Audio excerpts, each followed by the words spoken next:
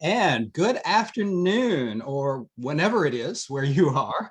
I'm Larry Moore. I'm the publisher of Broadstone Books, and I'm pleased to welcome you to our February 2022 edition of the Broadstone Reading Stage Zoom series. This month, we're featuring two fine poets who are also longtime friends. Emeritus Kentucky State Poet Laureate Jeff Warley and Pittsburgh poet Mike Schneider.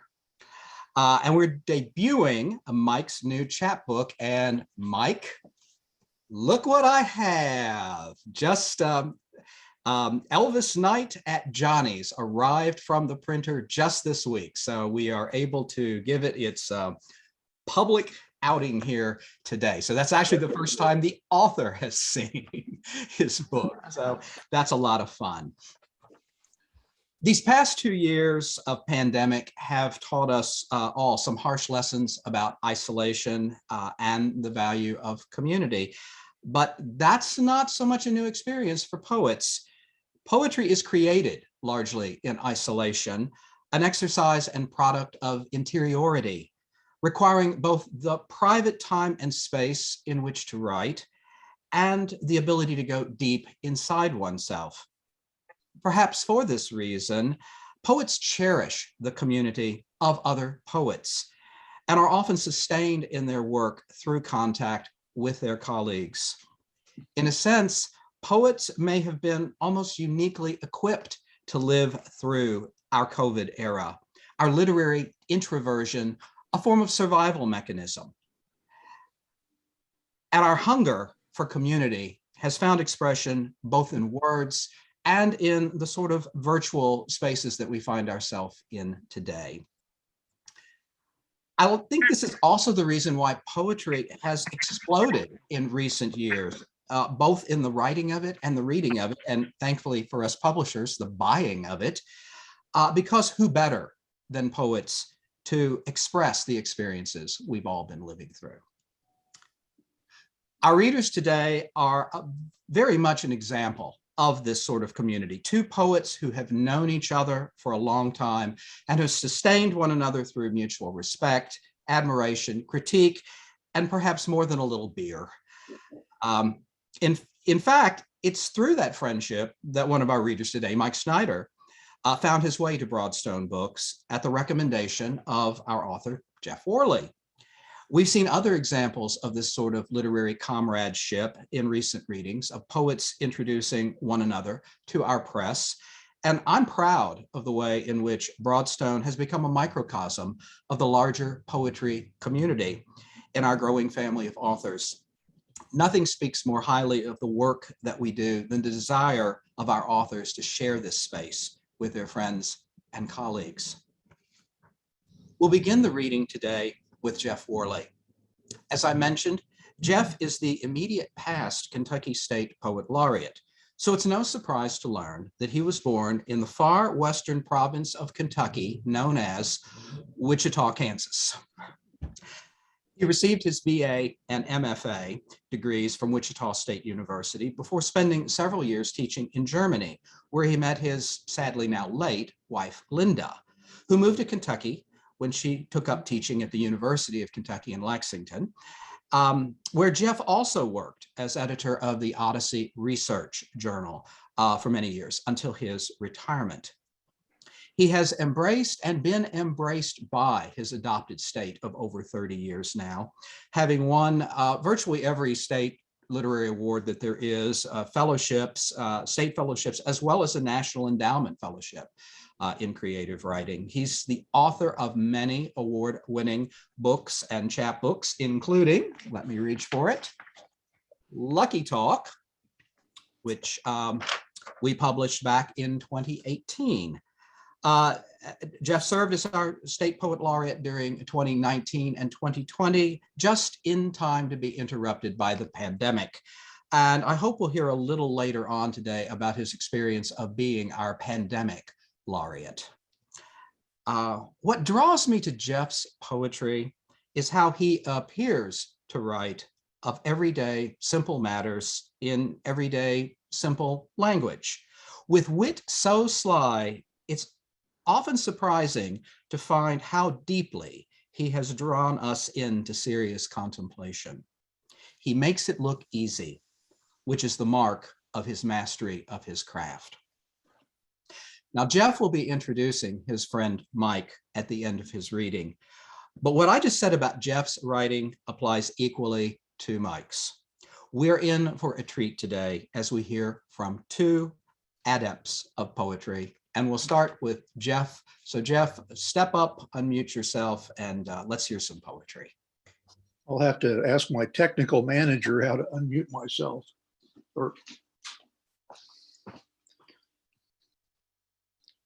Oh, Jeff, you're on. We can hear you. you can hear me okay?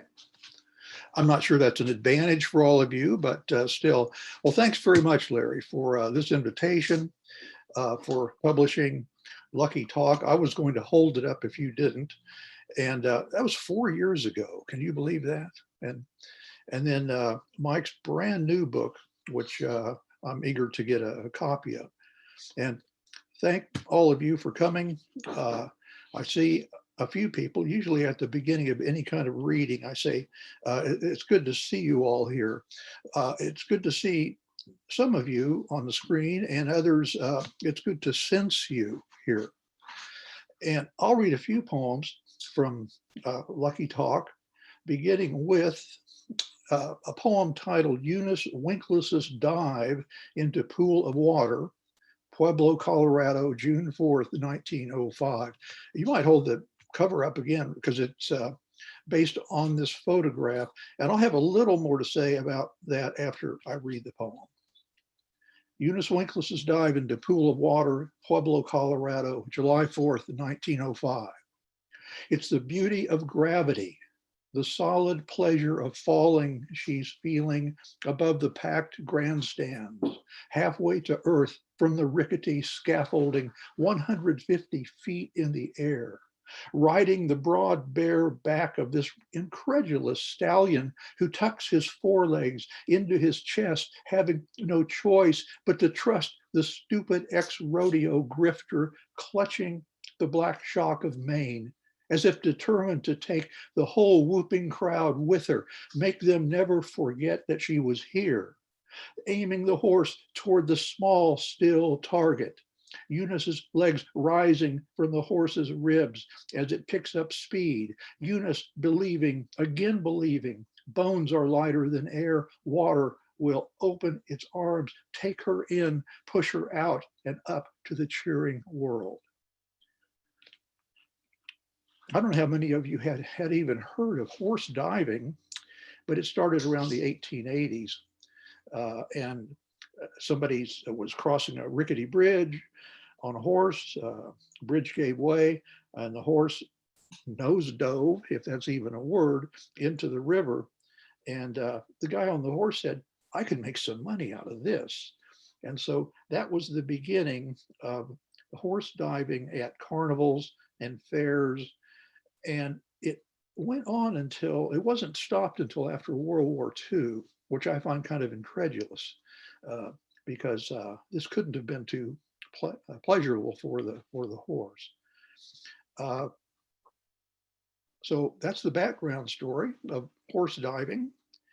And read something very different now. What I'm doing is clipping the book to the side here so that you don't just see my eyebrows, as attractive as they are, and the top of my glasses. Okay. This is the clumsy part of the show. You'll see more of that in just a while. This is a poem titled Walking Through a Spider Web. I believed only air stretched between the dogwood and the barberry, another thoughtless human assumption, sidetracking the best story this furrow spider knew to spin. And trying to get the sticky filament off my face, I must look to the neighbors like someone being attacked by his own nervous system. A man orchestra, a man conducting an orchestra of bees. Or maybe it's only the dance of human history I'm reenacting, caught in his own careless wreckage, a man trying to extricate himself, afraid to open his eyes.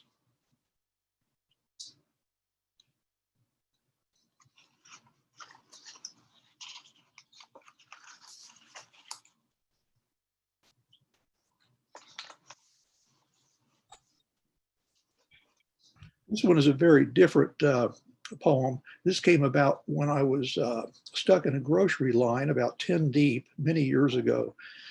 There wasn't anything to do but glance at the magazines and so forth that they had ready for you to buy as you were checking out with your groceries. One of these was called The Star, a sensationalist kind of magazine that I usually wouldn't give it a second look to. But I saw the headline, the main story, the UFO lands near Beatrice, Nebraska, dog killed.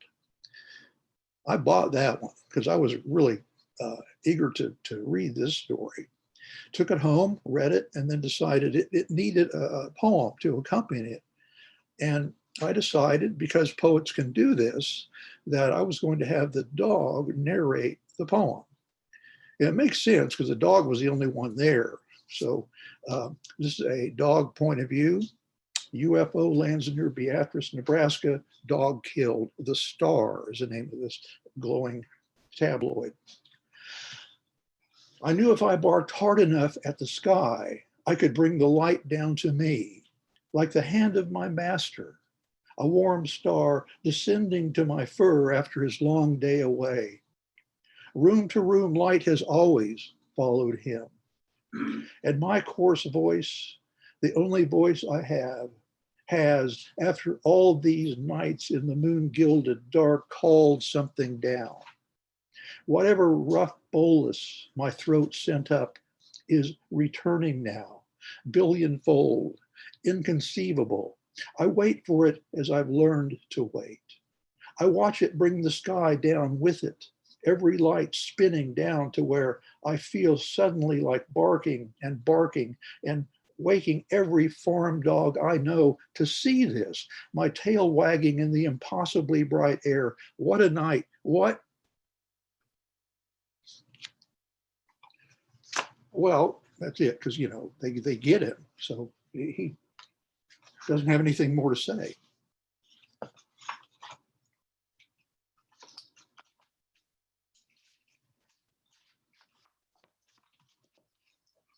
And this is a poem based on a photograph of a Ford coupe my dad had at one time. And poem is titled Photograph, January 1st, 1947. My father has propped himself against the new Ford coupe he bought for less than $100, he told me once. I imagine the sky in this black and white shot is deep blue.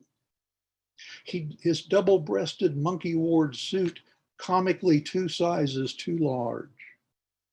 My mother has never had to operate such a complicated thing. This little box, this brownie, how to open the lens, how to leave it open. And her new husband keeps going in and out of focus. Stand still, will you? She clicks, tells him to move slightly left, clicks again. I want to try to get you right, she says. Oh, I'm there too. Tiny stowaway, though she doesn't know it yet. Just beginning the great assemblage, the long sea voyage.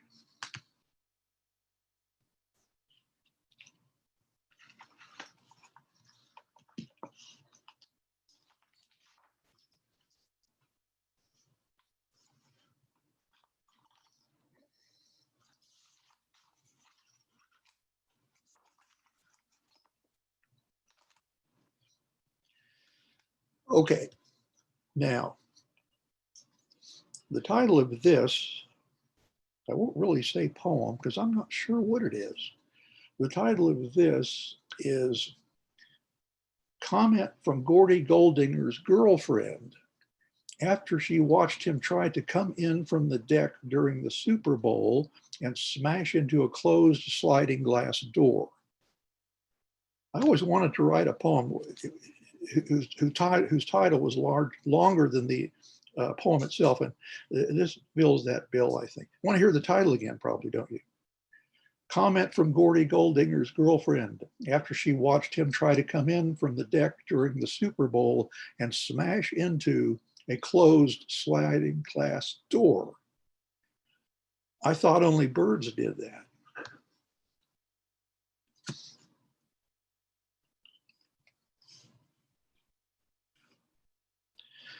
I'm going to read just one more poem.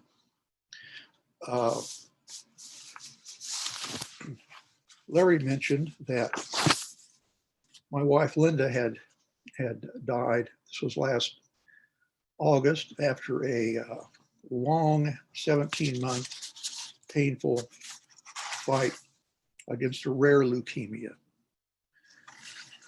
And I'm still trying to pick up those pieces, not too successfully some of the time. But I remind myself that during our 43 years together, we had a lot of good times too, to counteract, in part at least, the last 17 months of her life. And this is one of those good times. And it reflects the playfulness in both of us, I think. A poem that she liked very much and that I continue to like, and most people do too, I'm happy to say. This is titled Playing Possum. Something was gnawing at my dream, and awake now, I hear one of our cats loudly crunching. I hear one of our cats loudly crunching at his bowl in the kitchen. But here in bed, I make out the shapes of all three cats, a triumvirate around my wife and me. I leap up through the question of something wrong, honey, and stumble toward the mad chewing. I flick on the light. There in the corner, pink as a piglet, a baby possum startles from the bowl of kitten caboodle, crumbs flaking around its tiny gash of mouth. And here's Linda, fully awake now too, with not only a broom for her, but one for me. She flings me mine like Ricky Nelson tossing John Wayne his loop-handled carbine in Rio Bravo. And we're shutting doors behind us and opening doors to the outside world, which clearly terrifies this arboreal rodent whose little more than whiplash tail and provisional hiss. He scampers under the German shrunk. I take a couple swipes underneath and tease out a dust-covered catnip toy, a disposable Beck, and half of what looks to be a slice of Donato's pepperoni. The possum folds itself into a fist. But Linda is choking up and waving her broom ready, so I thwack the thing broadside. It skids out like a top-ended puck to my wife, who swings, her breasts lovely in the sudden light. Did I mention we're both bone naked? And I'm skating toward the wide open front door, this 2 a.m. game of possum broomball almost fun now. And whoosh the critter so hard it cartwheels like a cartoon possum through a racket of katydids and other night fiddlers and lands like a wad of flubber on the lawn. As it scampers off, Linda and I stand on the front porch, victorious, holding our brooms in the manner of American Gothic. Our next door neighbor, Jamie, home from the late shift, turns her blue Toyota into the drive, fixing us with headlights. It's scary how seriously these Warleys take their house cleaning, she may be saying to herself, at which point there's nothing left for us to do wave.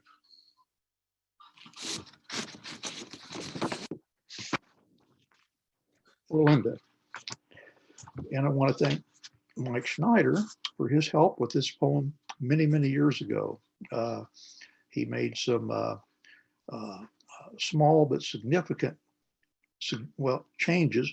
He called them suggestions, but I immediately thought that this is good advice. So again, Mike, thanks down the years, quite a ways for that. And speaking of Mike Schneider,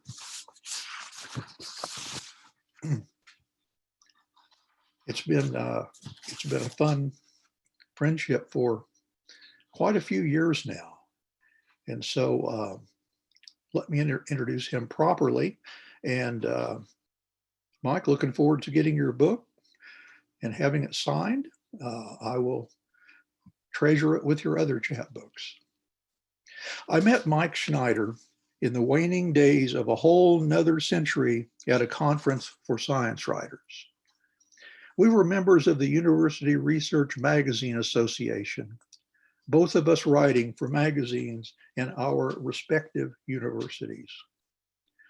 That year's conference was at the Driscoll Hotel in Austin, Texas.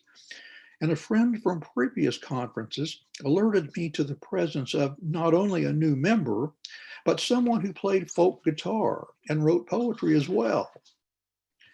At the Hotel Driscoll, I met his wife, who told me I'd likely find him playing music with a busker she and Mike had seen working the downtown streets.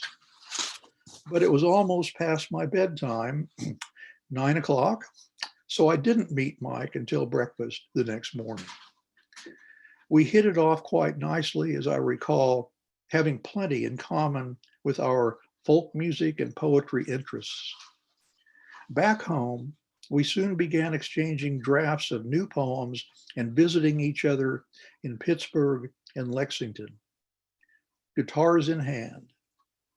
I'm happy today to be introducing Mike for those of you who don't know him, who will read from his wonderful new Broadstone Books chapbook, Elvis Night at Johnny's. His previous chapbooks include Rooster and How Many Faces Do You Have?, which won the 2016 Robert Phillips Chapbook Prize from Texas Review Press. Mike's poems have appeared in many journals, including Notre Dame Review, New Ohio Review, and Poetry. A hallmark of Mike's work has always been his ability to transport us through his words to places we otherwise might not go. In this new collection, which I'm happy to see is available now, in this new collection, Pack Your Bags for Aconcagua, the highest peak of the Andes, a haunted swamp in Carolina, a sidewalk cafe in Lisbon, a Managua highway, and back in the USA, Elvis Night at Johnny Brown's Bar and Hangout in Delray, Florida, where Mike and I and other poets there in January for the annual Poetry Festival would enjoy a few delightful beverages and watch Elvis do his thing.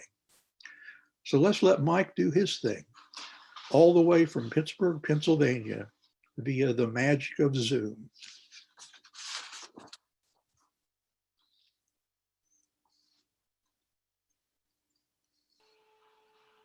Thank you very much, Jeff. It took me a moment to unmute myself. I'll try to stay in the unmute condition for the rest of the meeting. Thank you, Jeff, for introducing me and for not including too much detail about whatever the heck we were doing in Austin.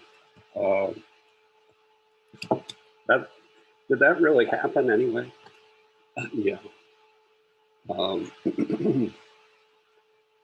I'd like to say I wrote a poem about it, but I didn't. But I do do remember having met a guy there who was about my age, and his name was Smokey, and he played harmonica on one of the main street corners downtown, like a block from that hotel. It was called the Colonel Driscoll Hotel, and it just looked like an old cowboy hotel, like it had been the set from Gunsmoke. And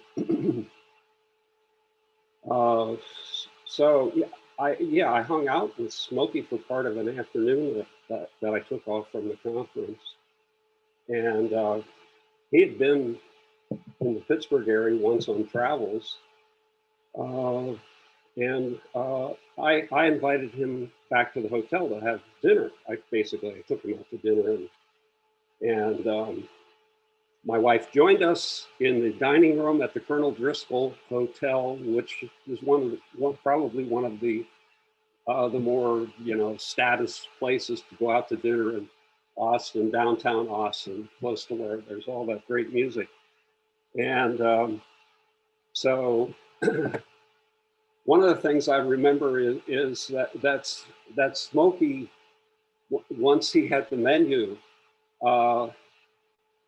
he took like 5 or 10 minutes reading the menu in detail before deciding exactly what he wanted and specifying how he wanted his dressing swirled on his salads, specifying that to the waiter who came to wait on us. So we enjoyed a nice meal. The dining room was fairly full, quiet. You didn't hear a lot of silver clanging, and so Smokey said he wanted to sing for his supper, and he pulled out one of his harmonicas and played Hank Williams. Did you ever see Robin sing that? I forget the name of that Hank Williams song. Somebody can help me with that. It's one of his most famous songs. I'm so lonesome I could cry. Smokey played that on his harmonica in the dining room, and so that's one of my nice memories from Austin, Texas. And thank you again, Jeff, and it's a pleasure to hear those poems again. I remember many of them. Pleasure to hear from the dog as the alien vehicle settles down on top of him. And I want to read a poem. Larry's laughing. Hello. Okay. You don't have to do anything. That sound and Okay. I'm going to read a poem called July 5th from the chapbook that's coming out. And this was a poem that is set in Kentucky at Jeff and Linda's cabin, where I was lucky enough to be able to visit a few times. And on one occasion, I made some notes that became this poem and has an epigraph from my grandfather, who every year on July 4th don't do anything. would recite this little ditty. He who goes forth with a fifth on the fourth may not come forth on the fifth. It was funny, a little bit funny at the time, and he would come back to it every year. And the wordplay in there, I've come to think maybe since I always have remembered it, had something, there's a resonance with the kind of wordplay that I often enjoy in poetry. So he who goes forth on the fifth, with a fifth on the fourth, may not come forth on the fifth. So this is July 5th. Free Espresso Monday is one way to crank the starter of happily lazy neurons morning after the fourth. Last night's thunder still ringing the anvil of my inner ear, burnt powder tingle in the nostrils, red zephyrs to the stars and cascades of jade crystal as if from the hand of a god who can't sleep and wanders into the kitchen of the oldest part of night to make a sandwich. Such is the movie in my mind as afternoon arrives and shadows jitter the floor of Daniel Boone's forest, Jeff's cabin, Kentucky wind through leafy arms of copper beech, white oak, yellow poplar, black squirrel tails twitch into question marks as acorn bombs rattled the grooved tin roof, a ruby flash of minuscule pterodactyl at the nectar dispenser, helicopters of birdland, my friend Trudy called them 7th grade, her biology paper that made her famous in Pleasantly, Ohio, small pond way. I too hover at the feeder, listen, purple scratch marks scattered from my Uniball microvision pen. So, and I'd like, I'd like to read the title poem from the chapter, Elvis Length as Johnny's, because partly because I know Jeff was at the real place, which is Johnny's, and there was an Elvis night with an Elvis impersonator every year. We were there for poetry in January. And some of that got into this poem, but mostly this poem doesn't have very much to do with the bar called Johnny's, other than the title, but does, in a way, resonate with Jeff, our shared profession as science writers. And so I did write about science, and that gets into this poem a little bit, including the opening lines here. And I wrote this, I dedicated this to my mother, who's also in this poem. Here we are, 14 billion years or so down the road inside an expanding gas bubble from some kind of cosmic birth, and it doesn't even smell like bad breath. We exist, hieroglyphic bird tracks, a parade of scratch marks on sheets of pulp, cellulose, and rag that signify what?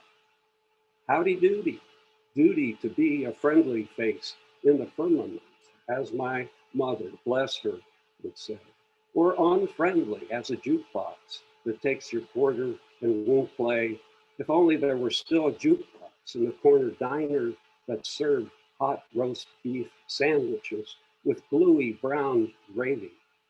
When I was stuck on Physics 101, mass times velocity squared. You wanted anything by Elvis, large as kinetic energy, like the wiggle waggle of ocean breeze through palm fronds. Hosanna, Jesus cruising down the avenue on his ass, soon to be served to him by priests and centaurians, no platter. A gladiator he wasn't, but glad he was, they say, to be racked with suffering. We have been taught by ancient cryptic texts and seriously holding people to think of a sacrifice for us, everlasting salvation.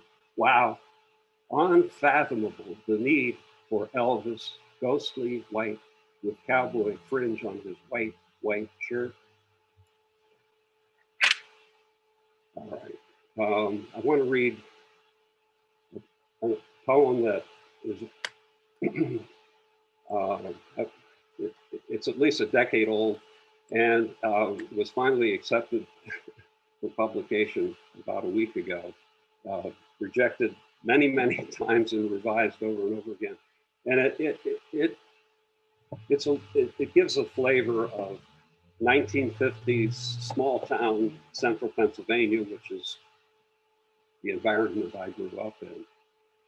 It's called My Favorite Cereals. Oatmeal, of course, gooey warm gobs of it, cornflakes, sprinkled wafers of baked sunlight, grape nuts, my brothers and me going ape, King Kong snorts and underarm scratching, acting like juvenile chimps as we chew spoonfuls of these crunchy nuts, nutty as us. No wonder people become serial killers. We might have said, goofing on the 22 caliber holes in Cheerios, Our minds puffy as puffed rice, shot from guns, said the ads on Wild Bill Hickok, with Andy Devine as Bill's sidekick. Jingles. It was 1950s small town, brown cow, Pennsylvania, as if psychotic murder, social creepiness, and fear hadn't been born. Each morning I'd descend stairs and emerge in the kitchen where Mom said, "Eat your breakfast," and snap, crackle, and pop, the Rice Krispie boys clapped and turned backflips in my own green glazed cereal bowl, cheering for me, wanting me to have a day bright and breezy, like all those families on TV will have. Happy days of cereal and mother buttered toast with cinnamon and brown sugar. And out the door I go.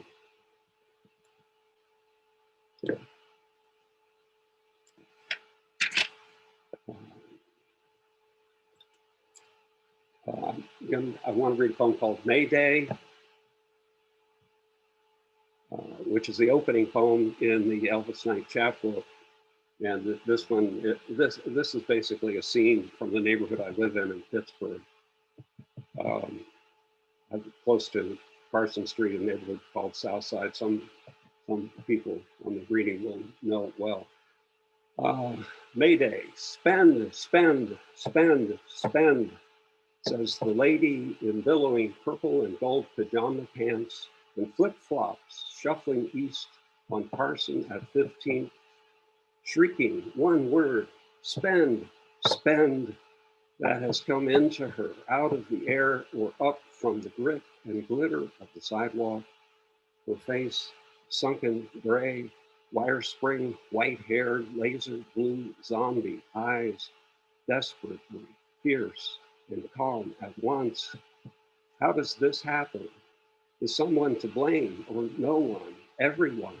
The truth is, I'm afraid, and she'd tell me, and I'd listen about UFOs and voices no one hears but her. Afraid I'd be amazed at how the pieces of her mind, delicately threaded as Debussy's arabesque in E, fit together with themselves and the sizzling, mostly invisible stuff of the world, the way stadium sound of Saturday afternoon connects me to my grandfather, who taught me chess, how a knight on horseback could fly over the head of any bishop. Okay, also from the next poem in the chapbook, semi-autobiographical from being a newspaper boy, basically. There's probably a few others here who have done that. It's called Largo.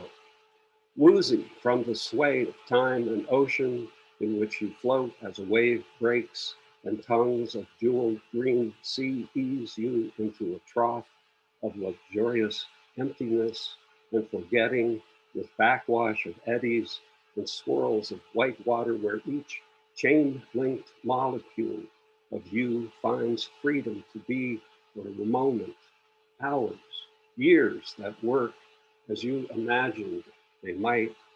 When the teacher asked, you raised your hand, waved, answers came. Hypotenuse, easy to love this word for shortcut from the West Main graveyard through the cherry tree fence road to Fred Mensch's farm. And here's Misty, the German shepherd, trotting out from the red barn to announce with howitzer blasts of woof, paperboy, now and eternally, you are unwelcome.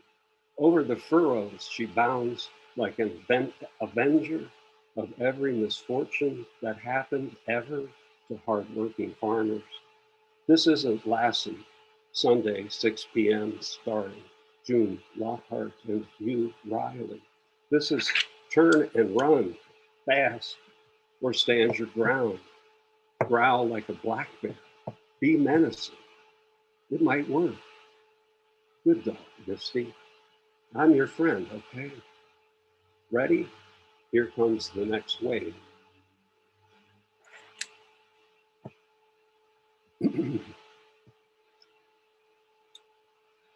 Also from the chapbook, this is a poem I wrote for my grandson. He was 6 months old. He's 9 years old now, and it includes his family dog, my daughter's family, called a Labrador Retriever named Harry is in this poem.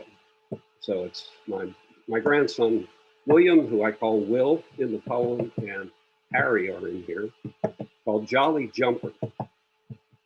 Hey, Jolly Jumper, I say to young Will, 6 months into this jolly jumping world, strapped into his blue harness like a paratrooper, bouncing from a coiled spring at the threshold between the living and dining room. He shuffles his chubby muscle boy legs, the old soft shoe, flexes his tiny feet, lifts like Baryshnikov on point, twinkle-toed, floaty as a moonwalker, up and down he goes.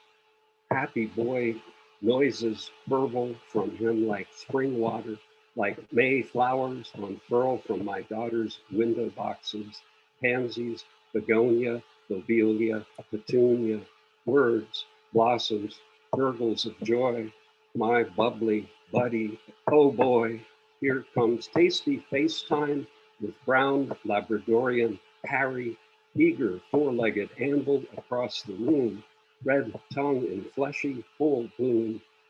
To lick is to like, and Harry laps like a wild beast, God who lives on baby drool. My Will, cherub of pure happiness, receives this animal love that has come into the world and laughs and laughs.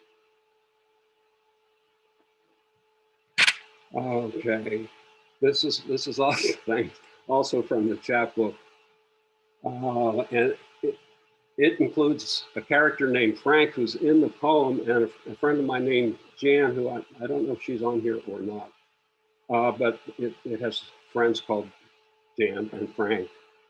It's called Hush Puppies, which are the things that you eat, if you grow up in the South.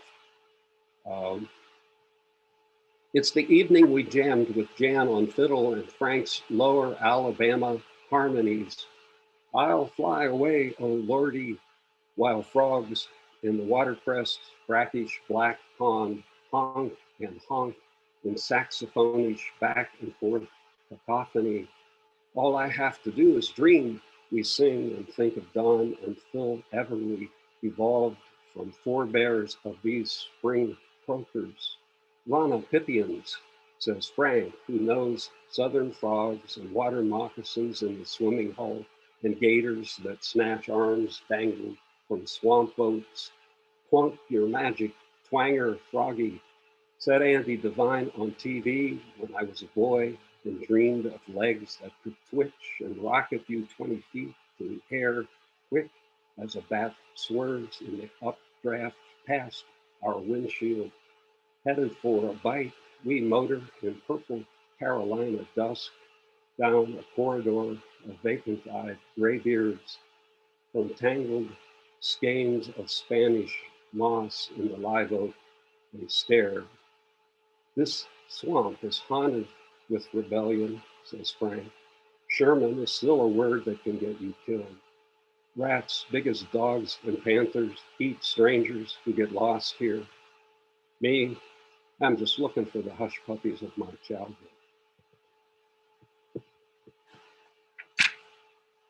All right. It's kind of you don't get the kind of feedback from being in a room full of people that you get when you're really in a room full of people. So I'm just trusting that these poems are getting through to some degree anyway. This one's for my brother. It's called Oh Brother, and he served in Vietnam. That's kind of where this comes from.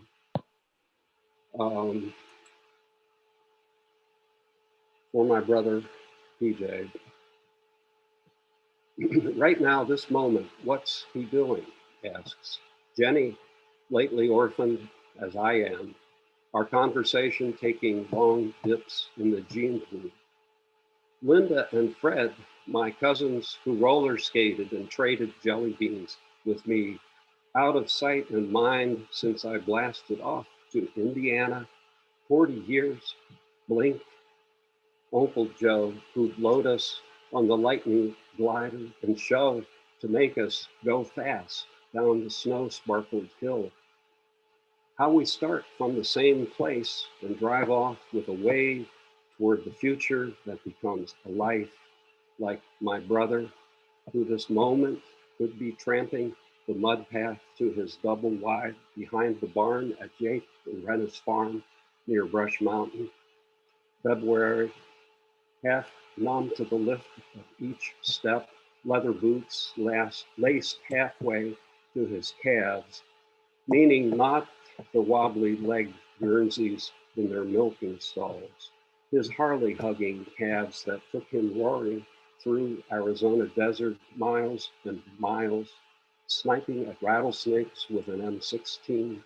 My brother, who survived Vietnam, meaning alive, though he can't hold a 9 to 5 without telling some boss to shove it, can't love without rage, alive without knowing what quantity of death he served in belt-fed rounds, torch hot through torrid air from an M60 heat-triggered crew chief and gunner of an Army chopper, a Huey swooping low over jungle canopy. My brother, he has a muddy sort of awareness. Who can say more for themselves?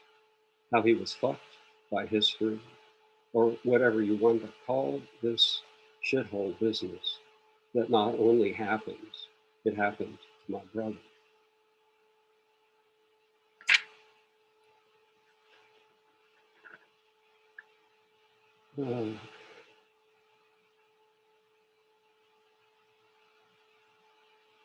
This is, okay, so this is called Thunder on the Mountain. Some of you may recognize that as a Dylan song title. It's the first cut on his album called Modern Times from 2006.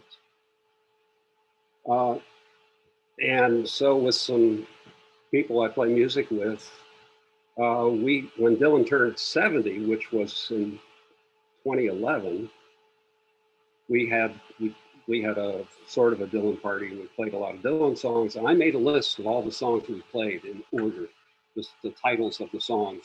There might have been, I don't know, a dozen or 14. And this poem just started as that list of Dylan song titles. And I could not recreate how it changed from that list of Dylan song titles to what it is now. So I'll just read it. Someday, thunder on the mountain, someday you'll arrive wholly alive, as if you were a sunburst in New Orleans, springtime scent of wisteria. You'll look up to see barefoot women on balconies of filigreed iron. They lean out, Haitian women, and look down at you, strolling rue de something, thinking of Fats Domino, plucking among themselves they see through you. Plucked rooster, naked pride, loneliness, the soup in which you swim. They see you waving words like a broken sword, how you jab at dragon clouds, parading the skyway one after another, as Tuesday follows Monday, then Wednesday becomes the day you invest in your lover's scrambled swaggy hair, how she brushes it off her face. You think of rabbits, abundance, Possum Pfeffer, a word to make you polka endlessly. And then you think of creepy, sinister lies, a country on speed, wheels that wobble off their axles, many soldiers, some of them blissful on morphine.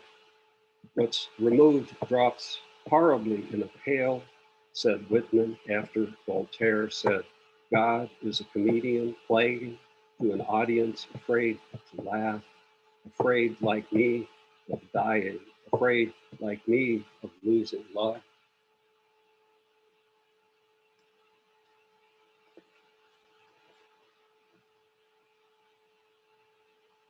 If you want to amuse yourself on the internet the way I do sometimes, there's a cover of Thunder on the Mountain by Wanda Jackson, a country rockabilly singer. That's a pretty amazing music video on YouTube.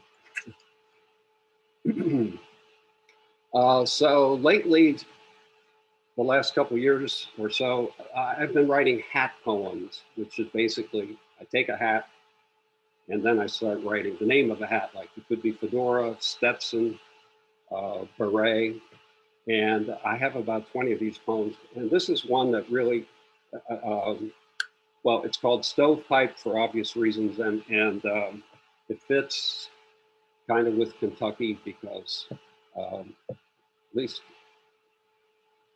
yeah, Honest Abe was born in Kentucky. Stovepipe. With that black showstopper stacked on top like stovepipe, he could, with a flourish, bare his head to acknowledge friends for a crowd and launch words like fourscore and 7 years. Honest Abe, people called him that and weren't being ironic.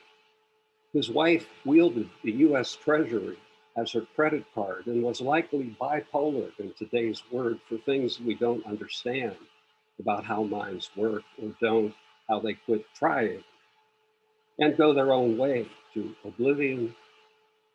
She devoted herself to him while he became the great emancipator and shouldered the load of sending men and boys to war with muskets and 60 pounds or more strapped on their bony backs to march 30 miles a day and more with bayonets freshly sharpened for up-close butchering. 300,000 didn't come home. Add that top hat with its black silk mourning band to 6'4", and you get a man above the crowd in stature and wit who suffered and could recite Shakespeare for hours and loved to by heart. This is another hat poem. It's a hat called a trapper. Many of you probably know what that is. It's like a winter hat with wool ear flaps that you can pull down and strap under your chin when it's cold. And this is written for my grandmother, whose name was Nona.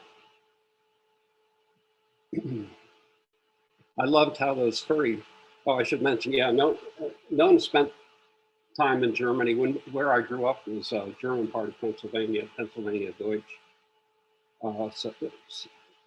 Supposedly some of the Hessians from the Revolutionary War, who were German mercenaries, stayed behind in the States and settled in parts of Pennsylvania, including where I grew up, which was entirely German. Everybody's background was German.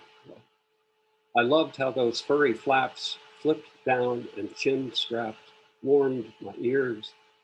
Maybe it was rabbit fur, the real thing, as Grandma Nona said, from a German hare. Same big-eared bunny Albrecht Dürer rendered with nearly scientific whiskered strokes of rabbitness. In art books, if you look closely, its nose twitches, and you hear, "What's up, Doc?" from those quasi-rabbit Looney Tunes. Among furry small mammals, Nona favored red fox like the one in her bedroom closet. When Harry wouldn't shut up about Stuttgart after the war, which was often, she'd drape that ghastly russet orange pelt across her shoulders, flap its tail, and waltz about, two-headed, one with a Vulpine snout, fervid eyes, a face that might any minute flash gleaming incisors and reach the nearest hen house. In that freaky stole, she'd become bewitching high bourgeois Frau Detweiler. "Guten Tag, Herr Schneider," she'd say. "Sprechen Sie?" "Nein, Fräulein," I'd answer, to which she'd object. "Ich bin kein Fräulein, ich bin ein Frau." Hardly at all did I appreciate why that mattered as much as it did. Okay, one more hat poem and a few more closers from the chapbook. I guess we're doing okay. I'm not getting any cut signs yet, so I'm going to keep going for a little while. This one's called Ostracon. It is a kind of hat. It's also the name of a city in South Central Europe. I'm not even sure what country, but and this is a poem about a band from Kiev, Ukraine, touring world music band. Their name is Daka Braka. One word, D-A-K-H-A, D-R-A-K-H-A. I've enjoyed their music enormously on YouTube videos. There's many of them on the web, and they tour. They do tours around the world, and they were basically formed from a theater school in Kiev, and they came together inspired during what's called the Orange Revolution, which goes back quite a few years. But that whole process I know is much more complicated than I really know anything about, but it's been a slow grinding, kind of movement to get away from the grip of what's now Russia, but was the Soviet Union, and be their own country. So Ostracon, after Daka Braka, world music from Kiev. Marge Simpson's hat is the best way to say it. Tall, smokestack-like headwear, usually black, with Persian lamb's fur, silken, swirled like the hair of Tony Franciosa, as Goya in The Naked Maja. Time and space collapse in poems about hats, and this one goes to Kiev, 2004. Trash can flames lick the night. Orange becomes a name for revolution and ignites Olena, Irina, and Nina, who in Ostracons with hatless Marco make music that rustles like wind through wheat to say, as Havens sang in '69.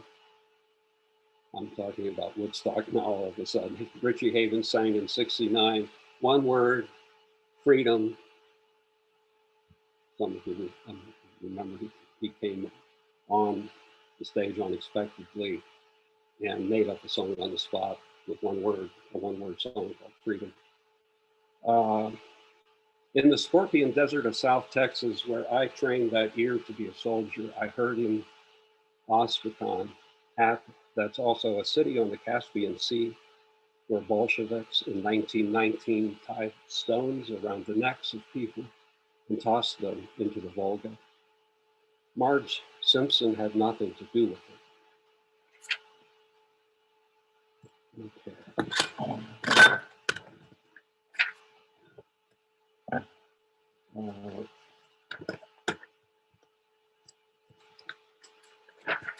I'll do this one. I have three more fairly short poems here from the chapbook. This one is called Crazy Blues, and it's a voice that's not quite the same voice of most of the rest of the poems. Blues inflected in a way, or aiming to be. Crazy Blues. Ain't nothing but the crazy blues, bad news in a juke joint, sang Mamie Smith, flying low down like a turkey in the feed corn. All them rebel rivers filled up deep with pain, fire pouring from a lightning sky, oh Lord, clouds pressed purple on your back, flatter than flat, night round and ringy as a trumpet bell. When they paid Elmore James $10 to make a record, and Lillian said, sing like you're talking to your girl, not yelling at her across a cow pasture. If you want to murder someone, do it with Southern hospitality, like Robert Johnson's death certificate said when she done him with rat poison, contributing causes of importance, no doctor.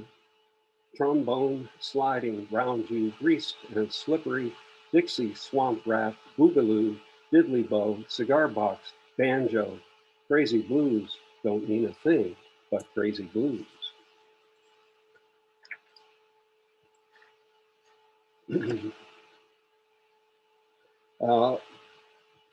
This is a poem called Sail Away, which is an elegy for a Hawaiian dove that was in my care. He lived 29 years. His name was Eo. He was in my care when he was long overdue, and I'd been warned that this could happen, but he died while while he was in my my place where I live. Sail Away, in memory of Eo. Raggy gray satin torn from a used to be slip, bunched into an elegant mess, where you're splayed at the bottom of a Tupperware container like we used freeze leftovers. Rest in peace, opalescent white bird. Do not disturb the universe further with your coos, amusing as they were to ponder. Do not again spatter the dew with your, do I need to say it? Everything is excrement, isn't it? I mean, in a good way, the world a gift to digest and pass on, flap wings and fly through, born to the mating of marshmallow and white cloud, you may descend to light on my shoulder anytime the urge strikes. Singe me with your feather brush of soft air, ticklishly peck the thin pink hinges of my toes. Play on. You had 29 years, O wise one. I think you felt only a short knife of pain, less than a second before your brave heart stopped just like that, and you dropped, thud, flat to the bottom of your cage and were gone, gone. Yeah, this is the last poem I'm going to read, and pass things back to Larry after this one. It's called Florida's Old Tree, and it was painted or written from looking at a painting by an artist named Jen Sheng Song. The name of the painting was Florida's Old Tree. We're not that different, old tree, old buddy. As light fades, we thicken in the waist, grow scaly, hardened layers of bark. The sky goes through us, both exposed to whatever thunder and lightning blows in. We push into the earth, our mother, mud and water, draw her into us. From a distance, we look better than up close. Whiskers, for you too, every morning, new growth glitters. Something in it flecked with gold, illusion or not. We've leaned a long time against the wind to get what we want, even if we don't know what it is. An egret's whiteness, many regrets resolved into none. I sit here with you, old buddy, until it's too dark for this. I put the cap back on my pen. It makes a small click. Thank you all very much for attention. Thanks. All right, thank you, Mike and Jeff. Yes, let's do our Zoom applause for our readers today. And Mike, that last line when you put the cap on the pen and it makes a small click, I know I've talked about how that click reverberates so much in your work. Something that struck me, I loved early on in your reading, and I'm going to ask Jeff to come in on the conversation here as well, unmute and join us here for a moment. Two things that you talked about early on, Mike. One was that bit of doggerel about, if you have a fifth on the fourth, you don't go fourth on the fifth, and just the playfulness of language. And then you told the great story about meeting the busker there in Austin and inviting him into, this really fine hotel dining room. So if I can stretch this metaphor just a little bit, it strikes me, both Mike and Jeff, that one of the things that you do is that you bring this love of language, this joy of language, kind of into the rather more rarefied realm of poetry. And I think that's very refreshing, because, you know, poetry sometimes gets a rap for being sort of stultified. And that's certainly not the case, as we've heard today, listening to the two of you. So Mike, you talked a little bit about how you learned some of your joy of language from that. Jeff, unmute yourself there, or get Mike to come over and unmute you, since I know that's beyond your technical prowess. My entire technical crew just came in, Okay. and he unmuted me. Thank you. So Jeff, kind of responding that same point about Mike, about just the of language. How did you come to that? Where did you come to poetry that way? I came to poetry in two different ways. One of them was through folk music. When I was in college, I bought a guitar that was way better than I was, and that is still the case. I bought a Martin D28 guitar for $400. Now, some of you guitarists out there are falling off your chairs now, but this was 1968 when things cost a lot less. What I found was that in playing in bars and clubs, I was more and more attracted to the folk songs that had the most poetic lyrics, the most imagistic lyrics. Early Dylan, Love Minus Zero, No Limit. Mm-hmm. Leonard Cohen, some Gordon Lightfoot, and actually a lot of early Dylan. And Mike could repeat probably all of his titles early on. So that clued me in that that's really what I was interested in, is the words, it's the language. And then I took a poetry class kind of on a whim from a poet at Wichita State named Michael Van Walligen, wonderful poet. And the first class I took, I knew that this is what I wanted to do. So those two things came together, and I just loved the magic that you could work with words. And that's a great point about, you had these two influences, the folk music, which of course is traditionally the language of the people. And I alluded to that in my introduction to your work today about the deceptive simplicity of the language that you use, but that you had that influence, and then you had the more literary influence of some of the poets you were exposed to. Mike, I know that music has been a big part of your influence. Do you have a similar kind of intersection between those different approaches to poetry? Well, I've certainly paid some might say more than close attention to Dylan's work, and not only the early work. As my biography says, it's in your book. I taught Bob Dylan twice in a lifelong learning course at Carnegie Mellon, which was a lot of fun to do. Some of his more contemporary work interests me a lot, and which I think is probably to some extent overlooked. And I did also want to say I did the course syllabus and applied to teach the Dylan course at Carnegie Mellon before he'd won the Nobel Prize. So I wasn't just trying to ride some bandwagon, but by the time the course actually got accepted and got scheduled, he had won the Nobel Prize, and there were more than a few folks in the class who were there to find out, like, what's all the fuss about with this Dylan guy? And well, anyway, yes, I've certainly been interested in language through Dylan. I had a couple of years in graduate school in literature. I loved Shakespeare.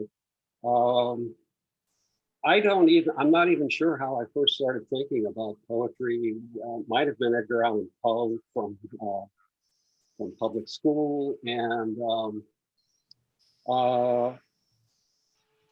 maybe Ginsberg at some point. I served in the Air Force during the Vietnam era, and there were these things at the time they were called underground newspapers. They weren't all that underground, but they were anti-war, non-official kind of publications that people were doing at military bases. And I decided to publish such a little publication at a base where I was stationed in Ohio. It's not there anymore. And that's when I did, for the first time, did writing that wasn't in some way connected with homework. Something required for school, and started to feel like, well, maybe this is something I can do, and then managed to make a living and meet Jeff Warley and some other fine people working as a science writer at Carnegie Mellon. And so, yeah, I certainly feel like writing has been in one way or another. I want to jump in on that point, Mike, about science writing, because I think it was intriguing, when we heard that from Jeff in the introduction, that the two of you kind of came together, not as poets initially, but as people who were coming out of science writing, science journalism. And I think this is intriguing. Last month, Myra Malkin, who's with us today, we had some conversation about how her day job was being a lawyer for a while, and we talked about the intersection of language in the legal profession. So I guess I'll throw the same kind of question to the two of you. Do you think there's any way in which your science writing informs your poetry in any way? Is there anything about the approach to writing, the approach to language? I'd be really curious to hear about that from both of you. Whoever wants to go first. Your turn, Jeff. Yeah.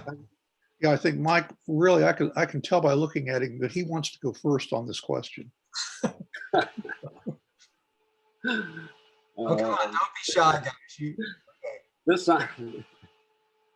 sounds like a binary choice. Yeah, maybe we could. How the science writing influences poetry. Well, it does at a fairly fundamental level, because the idea with science writing is to translate what's in many ways another language, the language that scientists write to each other and share the results of their research in scientific journals. When I first started in my science writing job, I was reading scientific journals and just scratching my head, and it really was like another language. And every now and then there's a line of math, there's an equation. It's like, how am I supposed to make sense out of this? But so the ultimate goal of the science writer is to be able to convey at least something of substance about often very complicated things to readers who are the greatest part of the populace who aren't familiar with science and are interested in being current with science. And yeah, some people would certainly say and have said that it's an important call it duty or responsibility of people in a democracy to be able to try to understand the kind of work the kind of research that's often being paid for by the government, and that can be something like a black box to most of the public. Mm-hmm. And, science writers are supposed to try to help with that. And I think we did, didn't we, Jeff? Yes, we did. Yes, we did. And one thing, Mike, that you said was about being able to write for non-scientists.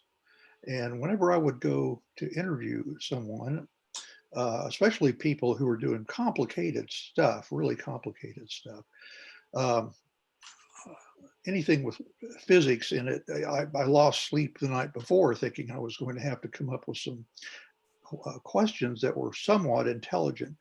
What I would tell a lot of the scientists that I interviewed is that talk to me about what you do and why it's important, as if we just met at a bus stop in downtown Lexington and I know nothing about your work at all.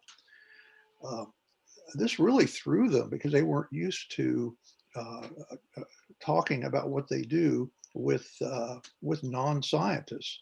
But it was my only hope to be able to explain and make interesting to a general, intelligent, non-science audience. And it was a wonderful job for 22 years. I learned a lot. And in a way, I think it's an advantage to go in to interview a scientist and not know much about what he or she is doing. And the end. Okay. We have a small enough audience here today that I'm going to be gutsy. Say if anyone wants to step up and ask a question or make a comment, and we usually do that through chat, but is there anyone who'd like to unmute and step in and ask anything or say anything at this point? I wanted to say that Mike, I've read some of Mike's poetry, and something he maybe didn't think of saying is he's science literate. I mean, just one of the poems he wrote, he read just today, began with 14 million years on, you know, and talked about the Big Bang and the burp. And, you know, I mean, it was very playful and stuff, but he knows this stuff. And, you know, he's very inventive with, you know, combining these things that might seem esoteric to some people, but he plays with them. So I think that's another consequence of being a science writer, or maybe just very intelligent. Good point, Arlene. Thanks for bringing that up. And I love how, and that's in the title poem, you know, Elvis Knighted Johnny. So you see that title and you don't think you're going to be taken into this world of 14 billion years ago. So he's wily in the same way that Jeff is, in terms of unexpectedly leading us into these topics. Anyone else? I'd like to ask how Mike came to think of writing hat poems. That was intriguing. Gosh, I'm not. I was tired. I don't completely recall. I'm not sure where that idea came from, but when it came to me, I thought, hey, this is pretty good, because I was, one of the things that it does for me is I can start with a hat poem with the name of a hat, and it's, I don't have any preconceived idea of what this poem is going to be about. I mean, it might say something about whatever kind of hat it is, but these poems just kind of, I would say one of the things I most enjoy about writing poetry and often reading it is sort of associative kind of weaving of images and thoughts. And so yeah, I think I've managed to lose track of what the question was, but I've one of the book that has meant a lot to me in thinking about writing is a book called Weeping Poetry by Robert Bly. Probably some of you know of that book, and he emphasized ways in which international poetry of the 50s, 60s, his references are people like Neruda, I think Andre de Fronton and a number of other Latin American and French poets, so poets in translation, but he talks about how the sense of weaving poetry, that travels and moves by associative image or thought, and is not based upon the kind of formal structures that have been still pretty dominant in American and Anglo poetry from the 50s even into the 60s. So that meant a lot to me. And there's a couple of writers.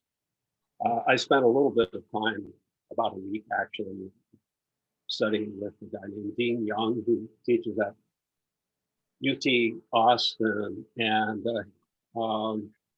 his poetry is very, you could call it American surrealism. I think he tries to avoid the term surrealism because for a lot of people it has negative connotations in some ways that I don't think are warranted. But Dean Young is a writer whose work I like a lot, and there's a lot of leaping energy in Dean Young's work.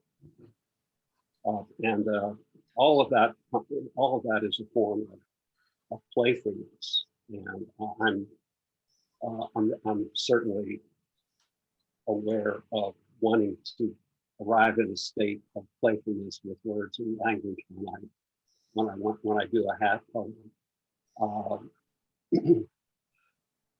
Sometimes I say I'm going to get into my word sandbox now, and just start playing with words as they come into my head, and of course, most of the time that doesn't get me anywhere that is worth going after I look at it a few days later. Anyway, yeah, once in a while I think, wow, where did that come from? And so that's a kind of reward. That's a wonderful point, Mike, about playfulness. And I think that's a good note perhaps for us to start to wrap up the reading today, because I talked in my introduction to Jeff and alluded to it also applying to Mike, that how the language can seem simple and everyday, but what it really is just the joy of language. I mean, we certainly heard that in both of our readers.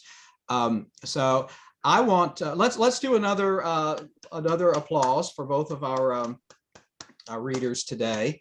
And I know Stephanie has put up in the chat how you can purchase books by both Jeff and by Mike. I talked about community in my introduction, how important community is for poets, and it struck me today that once again, just the folks who are in the room today were such an interesting community. I know there were people here today who were meeting Jeff and Mike for the first time because they're part already of a Broadstone community. There are people who came specifically because they know Jeff or they know Mike, and perhaps you've seen some people in the room today that you're meeting for the first time. So let's all be kind of grateful that one thing that came out of the pandemic is we have had these opportunities to build this bigger community of folks that we wouldn't have known otherwise if we hadn't had this opportunity to come together. So we'll celebrate that. If you enjoyed what you heard today, we do this every month, the Broadstone Reading Stage event. We're pleased to bring you works by our Broadstone authors. I know we'll be back in March. I'm still lining up the poets that will be reading. It will probably be, I'm going to guess it's going to be 4 weeks from today, because it typically is, but I'll have to juggle some calendars. But if you enjoyed what you heard today, if you're new to this, then please come to broadstonebooks.com and look at our upcoming events there. Follow us on Facebook, on our Broadstone Books page there to see the events that we have scheduled. And certainly if you enjoy poetry, we hope that you'll browse our Broadstone Books selections on our website. Thanks to everyone who took time out of their afternoon for some poetry. I look forward to seeing you back again here. Bye, Jeff. Bye, Mike. by all of you. Stephanie, you can take us out. Thanks, everybody. I'm going to end the meeting now. Bye-bye.